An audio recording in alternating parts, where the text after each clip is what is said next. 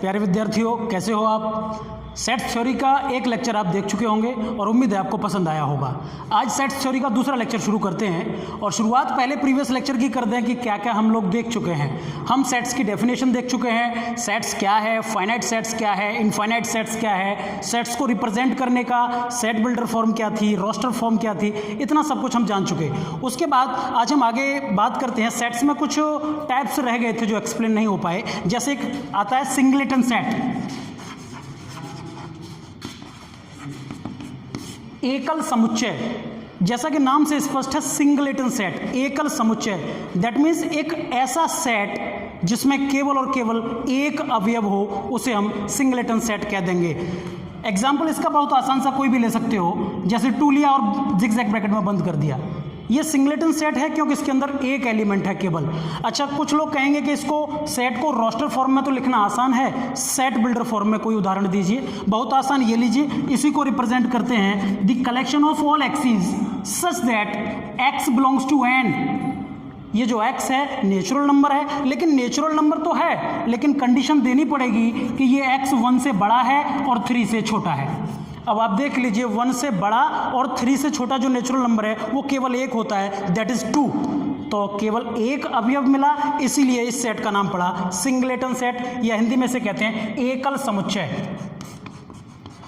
दूसरी बात, फिर कल हम जान चुके थे रिक्त समुच्चय।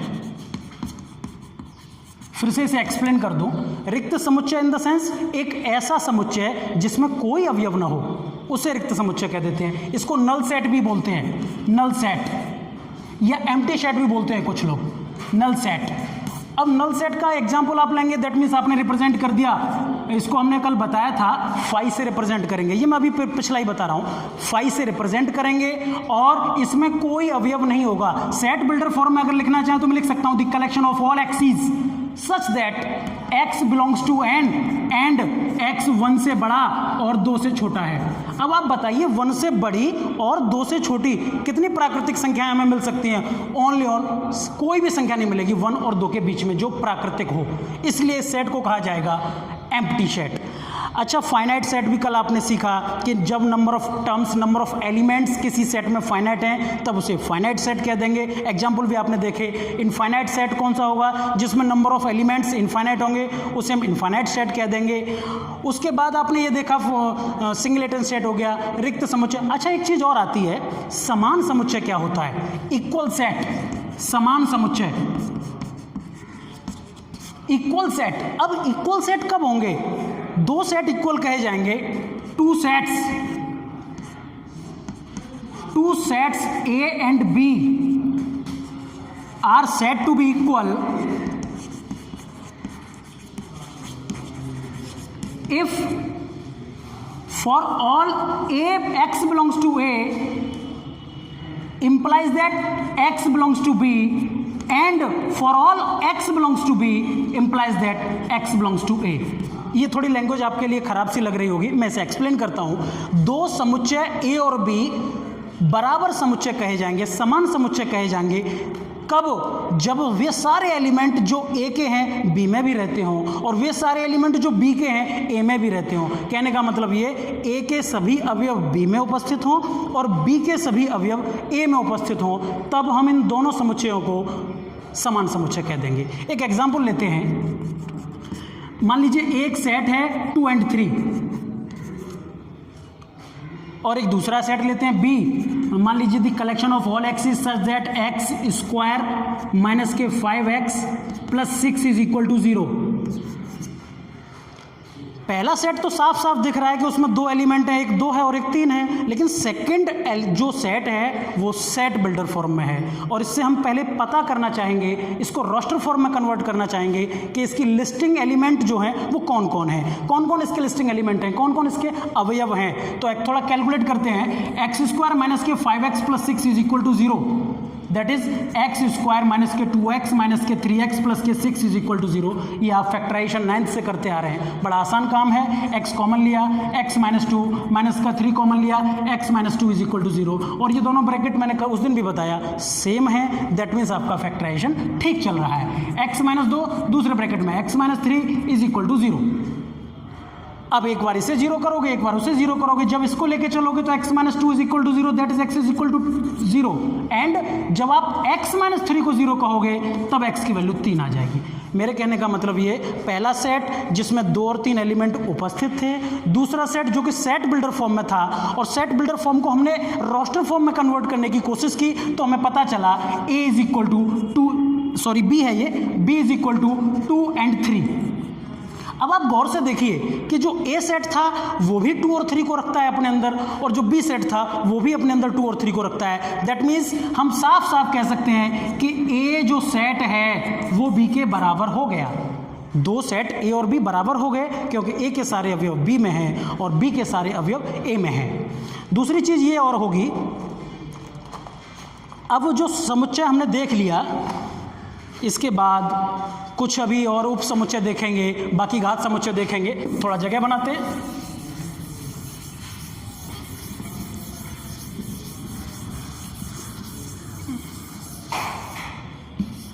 चलो इसे रहने दीजिए, बाद में हटाते हैं। तो अब आप देखिए उप समुच्चय, एक और नई चीज़ आज शुरू हो रही है, उप समुच्चय। वैसे तो आज का लेक्चर यहीं से शुरू होना चाहिए था, लेकिन पिछली चीज़ें कुछ रिकॉल करनी थी, इसलिए उप समुच्चय, इसको बोलते हैं सबसेट।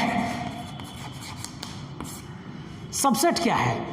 जैसे कि आपने देखा होगा कि क्लास में कौन क्लास मॉनिटर है, ये सब मॉनिटर है, तो उसी प्रकार से सेट का ये सबसेट है। दैट मीन्स हम किसी सेट को किसी दूसरे सेट का सबसेट कह देंगे अगर उसमें से एलिमेंट चुरा लिए जाएं, या उसमें से एलिमेंट कलेक्ट कर लिए जाएं, या उसमें से एलिमेंट निकाल लिए जाएं। ऐसे डेफिनेशन के रूप में देखना चाहें तो हम कह सकते हैं a set A is said to be a subset of B if and only if for all x belongs to A implies that x belongs to B।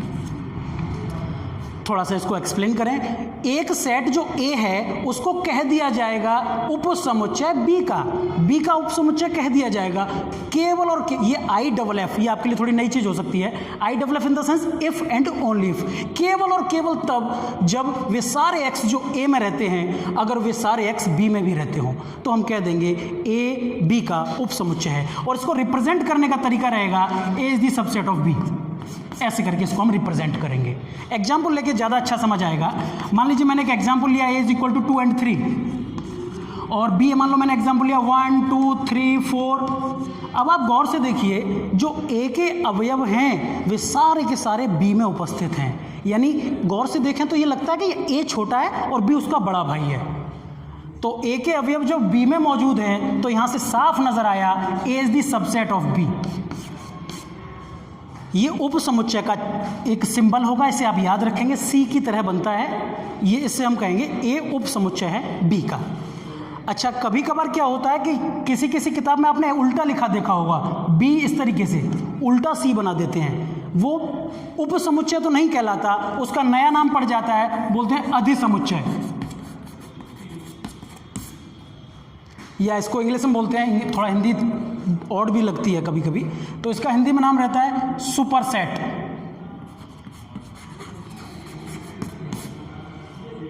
जैसे इसी को सेम डेफिनेशन को ले लीजिए, अगर B में सारे अवयव A के मौजूद हैं तो A तो कहलाएगा B का सबसेट, लेकिन उल्टा B कहलाएगा A का सुपरसेट। उसको रिप्रेजेंट कर देंगे, बस इतना सा रहेगा। एग्जाम्पल मैं लिख दे रहा हूँ, ये एग्जाम्पल था पिछला, सेम एग्जाम्पल लिया B 1 2 3 and 4। अब कुछ नहीं करना, अगर सुपरसेट दिखाना है तो बस ऐसे करके सिंबल बना दिया जाएगा। ये आपका होगा B is the superset of A। तो हमने क्या देखा, सबसेट क्या है, सुपरसेट क्या है, बाकी जान चुके।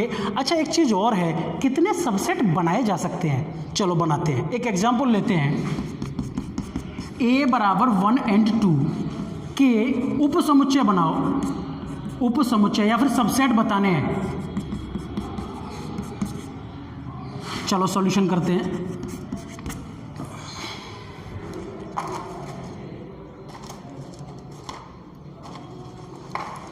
हाँ, तो उप समुच्चय माने इसी में से कुछ लेना है, ताकि छोटा भाई, मैंने बोला वो बड़ा भाई था, ये छोटा, मतलब कम अधिकार इसके पास रहेंगे, तो कुछ लो इसमें से कम। मैंने लिया उप समुच्चय, मैं छांट रहा हूँ, देखिएगा उप समुच्चय, मैंने कहा इसमें से मैं कुछ भी नहीं लेता, और जब कुछ भी नहीं लूँगा तब जो सेट बनता है वो रिक्त समुच्चय बनता है, एम्प्टी सेट बनता है, और एम्प्टी सेट माने फाई। अभी आपने देखा फाई से रिप्रेजेंट करेंगे, तो ऐसे समझिए फाई जो होता है प्रत्येक समुच्चय का उप समुच्चय होता है। दूसरा ढूंढो, आप कहोगे इसमें से केवल 1 ले लिया, चलो ये भी एक उप समुच्चय हुआ इस सेट का। आपने कहा 2 लेते हैं, ये भी एक उप समुच्चय हुआ उस सेट का। आपने कहा हम दोनों ले लेते हैं, ये भी ठीक है, ये भी उप समुच्चय हुआ दिए गए सेट का।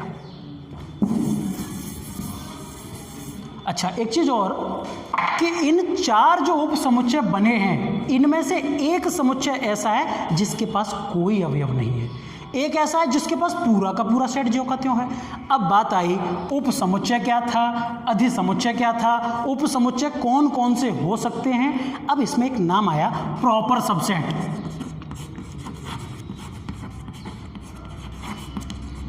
कौन सा समुच्चय प्रॉपर उप समुच्चय होगा, प्रॉपर सबसेट क्या होगा। ये चारों सबसेट हैं, लेकिन इनमें से प्रॉपर सबसेट कौन से हैं और इम्प्रॉपर सबसेट कौन से हैं। तो सीधी सी बात ये है, इसके जितने भी सबसेट हैं, ऐसे मान लो जी मैं कहता हूं, यदि ये आपकी भाषा में लिखें, if A is the subset of B, यदि ए बी का सबसेट है, then all subset of B except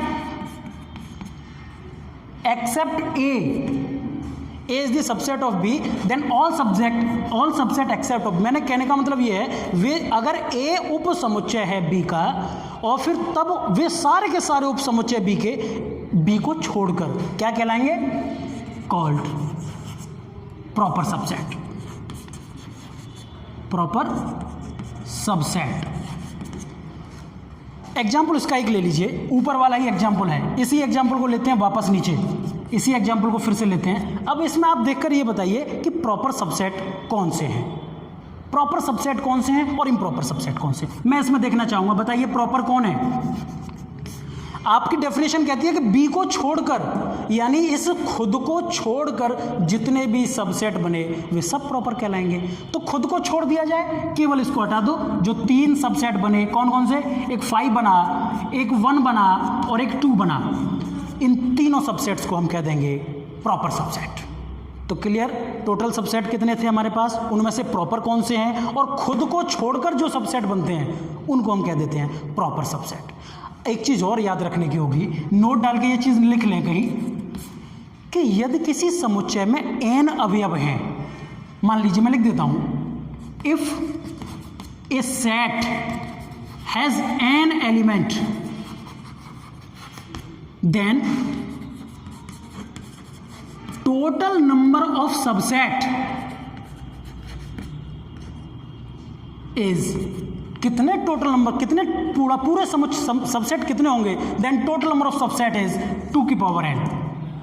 ये आपको थोड़ा ध्यान रखना रहेगा कि अगर किसी समुच्चय में n अवयव हैं तो उसके उप समुच्चयों की संख्या 2 की पावर n होगी। इसी एग्जाम्पल से वापस इस चीज को समझेंगे। इसमें कितने अवयव थे, केवल 2, केवल 2 अवयव थे ना, और उप समुच्चय कितने बने, 1 2 3 4, यानी 2 की पावर 2 के बराबर। एक और नया एग्जाम्पल लेते हैं इसके लिए, अब 3 का लेते हैं। सपोज करिए a is equal to 1 2 and 3। अब आप इसके उप समुच्चय बताओ कौन कौन से बन सकते हैं। आप कहोगे सबसे पहले तो 5, हमने कुछ लिया ही नहीं, नेक्स्ट 1, नेक्स्ट 2, फिर 3, और आगे लिया 1 एंड 2, और आगे लिया 1 एंड 3, फिर और आगे लिया 2 एंड 3, फिर और आगे लिया 1 2 एंड 3, 1 2 3 4 5 6 7। अब कौन सा एक छूटा, 1 2 आ गया, 1 3 आ गया, 1 2 के साथ 2 3 आ गया, 1 2 3 4 5 6 7 8, चारों 8 हो गए पूरे। अब इसको टोटल नंबर ऑफ जो उप समुच्चय है मेरे पास आए, कुल कितने बैठे, 8, जो कि गौर से देखने पर 2 की पावर n है। ये n कौन था, number of element in a में उप समुच्चयों की संख्या उतनी होगी जितना 2 की पावर n करने पर प्राप्त होगा, जहां n a के अवयवों की संख्या है। तो 2 की पावर 3 मैंने किया जो कि 8 मिला। तो हम समझ गए उप समुच्चय क्या है, उप समुच्चय कितने हो सकते हैं, 2 की पावर n हो सकते हैं। उप समुच्चयों में प्रॉपर उप समुच्चय यानी प्रॉपर सबसेट कौन कौन से होते हैं ये हम जान गए। सबसेट जानने के बाद अधिसमुच्चय क्या है ये भी जान गए। अब एक चीज़ और छोटी सी बची, उसको भी हम देख लेते हैं। अब इसके बाद हमारे पास आता है पावर सेट। पावर सेट क्या होगा,